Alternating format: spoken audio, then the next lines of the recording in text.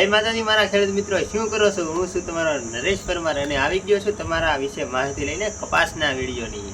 અને કપાસના વિડીયોમાં તમે એકવાર ખાલી વિડીયો જોઈજો. તમારે ઈયળ આવતી છે, ગળો આવતો હોય છે અને તમારે કપાસમાં કોઈ જ્યાદા પૈસા નહીં મળતા હોય ને મહેનત વધારે હોય તો આ વિડીયો ખાલી જોઈજો. મહેનત 50% ઘટી જશે અને પૈસા સારા એવા મળશે. અને પણ હું કહું એ રીતે ખેતી કરો તો તમે ખાલી મારા માટે સબસ્ક્રાઈબ કરી નાખો. આપણે કરી દઈએ માહિતી શરૂઆત. તો એના માટે ખેડૂત મિત્રો તમારે કાંઈ કરવાનું નથી. એના માટે ખાલી ફક્ત ને ફક્ત તમારે દેશી ખાતર હો, બાકી સેલા હાસી દેવાની. દેશી ખાતરથી તમે સા ભરી જાઓ. ખબર આ તો બધાને ખબર હોય 5 ફૂટે સા હોય, એ તો મારે કાંઈ લાંબુ ન કરવાનું.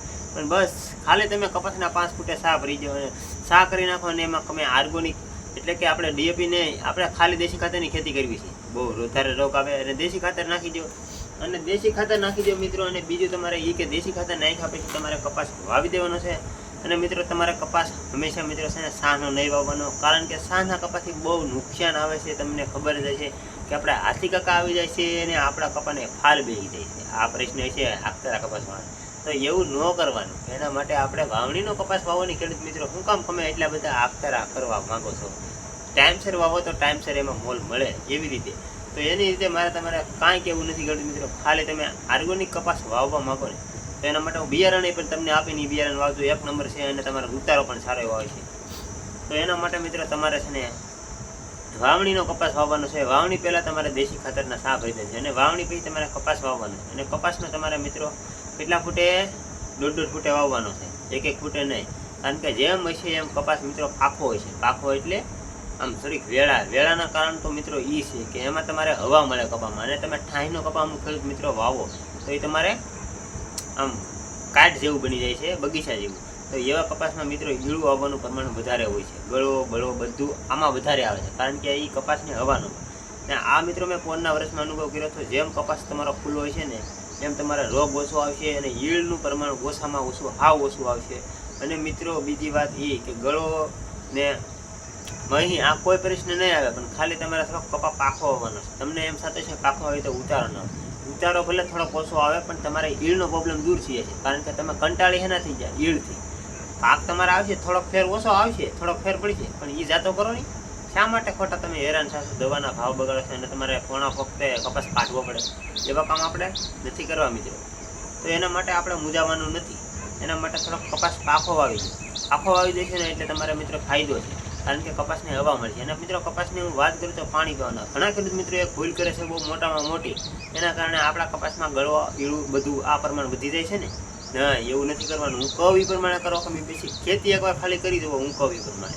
પછી એના માટે તમારે કાંઈ કરવાનું નથી. કપાસને ઓછામાં ઓછું પાણી પાવાનું છે. ઓછામાં ઓછું એટલે 10 દિવસે 15 દિવસે કપાસને પાણી પાવાનું. એટલે એનાથી પાણી ઈળું છે ને ઓછું આવશે. અને ઈળું મિત્રો વધારે શેનું આવે કે આપણે કપાસને વધારે પડતું પાણી પાઈ દઈએ છીએ ને એટલે કપાસ મિત્રો કોરો નથી. એક વખતે આપણે મિત્રો પહેલી ભૂલ એ કરી કે કપાસ જાડો વાવી દઈએ એટલે કપાસને હવા નથી મળતી. હવા નથી મળતી એટલે એને જાળી જેવું સીધે છે. એટલે અંદરથી ઈળું છે ને એને ટાઢો પવન આવે છે. એટલે ઈળુંને મિત્રો છે ને હંમેશા હેઠે ભીનું હોય. આપણે પાણી તો ઠાણીનું પાતા હોય એટલે કપા આપણો રહે ચડી જાય. એટલે મિત્રો એ આપણો કપાસ છે ને એ રહે ચડી જાય છે. અને બીજી વાત એ છે કે એને હવા નથી મળતી ને એટલે મિત્રો એ તમારે છે ને ઈળુંનું પ્રમાણ વધારે આવે છે. એકવાર તમે આ ખુલ્લો રાખો અને એકવાર તમે એ અનુભવ કરી જુઓ કે પાણી ઓછું પાવો એટલે આનાથી મિત્રો ગળો પણ ઓછો આવશે અને મહી પણ ઓછો. અને દવાની મિત્રો વાત કરી તો દવા મિત્રો હંમેશા આપણે છાંટતા જ હોય છે. બધાને ખબર જ હશે. કોરોજનને ઈળ ઉલાલાના બધી ઘણી બધી આપણે દવા છે. દવાની મારે કોઈ ફરિયાદ નથી. દવા તો મિત્રો રેડી છે. પણ આપણે આ મેન ભૂલ પહેલાં શરૂઆતમાં કરી છે. એટલે આવી ભૂલ નહીં કરવાની. એટલે મિત્રો દવા તમે છાંટતા હોય બરોબર છે. એમાં મારે કોઈ જાતનું નથી કે આ દવા એવી રેડી છાંટો છો ઉલાલા કોરોજનના બધું છાંટો એનાથી અંદર ઈળ નથી જ આવતી. પણ એવી જ છાંટવાની છે. આપણે કોઈ બીજી મોંઘી અમારે લેવાની કહેવાની નથી.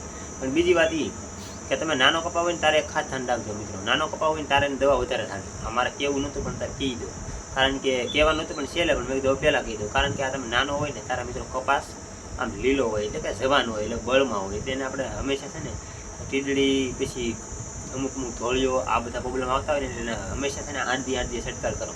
તમારે ફાલ ન બેસે તાંગ ફાલ બેસે ને પછી દવા ઘટાડી દો, પાણી ઘટાડી દો. એટલે આનાથી મિત્રો તમારે ફાયદો છે મોટામાં મોટો. અને તમે કંટાળી જાય છે ને પણ એકવાર આ પ્રમાણે ખેતી કરી દો. તમે બીજા વર્ષે મને અમે હાલીને કોમેન્ટ કરશો કે નહીં તમે માહિતી આપીને રેડી આપીને અમારે કપાસમાં બહુ સારું એવું રહ્યું. અને મિત્રો બિયારણની વાત કરું ને તો મિત્રો બિયારણ તો મારા અંદાજ પ્રમાણે કહું ને તો સારામાં સારું બિયારણ મેં તો અનુભવ કરેલો છે તો એના જેવું એકેય નથી. તો એટીએમ બિયારણ મિત્રો એટીએમ જેવું એકેય નથી. અને એટીએમમાં મિત્રો 2 વેરાયટી આવે છે. એક આમ ફેલાવાવાળો અને એક ઊંચો. તો આપણે મિત્રો ફેલાવાવાળો નથી લાવવાનો, કારણ કે આપણે હીળું તો દૂર રાખવાનું છે, એટલે આપણે ખોટીવાળો લાવવાનો. ખોટીવાળો લાવશે ને મિત્રો, એનાથી મિત્રો તમારે સારું એવું ઉત્પાદન મળશે, અને મિત્રો વિઘટ પણ 20 મણનો ઓછામાં ઓછો આવશે. મેં કીધું રીતે ખેતી કરો એટલે 20 મણ તમારા પાકો, તો મિત્રો 20 મણ એટલે તમારે 1000 રૂપિયા નહીં, એમ તો પાછા 1500-1600 રૂપિયા ભાવ આવે વાળા ખેડૂત મિત્રો, મને ખબર છે કપાસની. તો 1500-1600 રૂપિયા આવે તો મિત્રો 20 મણનો વીઘો, તો આપણે 5 વીઘાનો 100 મણ છે તો 1.5 લાખ રૂપિયાનો મિત્રો આપણે કપાસ છે, તો 50,000નો ખર્ચો કાઢો, લાખ રૂપિયા વિધા. પણ મિત્રો હું કહું એ પ્રમાણે ખેતી કરો ને તો તમને મરવા ન દેવા દુનિયામાં. તમને મારવાવાળા ઘણા છે, પણ હું તમને સાહવાવાળો મિત્રો છું, તમને થોડો મરવા દઉં. તમારા માટે જ આપણે આ ચેનલ કરી છે. તો આ રીતે મારા ખેડૂત મિત્રો કપાસ વાવવાની, બાકી મારે બીજું તમને કાંઈ કેવું છે. તો તમને જો મારો વિડીયો ગમ્યો હોય ને ખેડૂત મિત્રો, તો તમારે મારા માટે એક લાઈક, શેર ને સબસ્ક્રાઈબ કરવું પડશે. તો મળીએ મિત્રો આવા નવા બીજા વિડીયો. તો બધાને જય માતાજી. આવજો મારા ખેડૂત મિત્રો.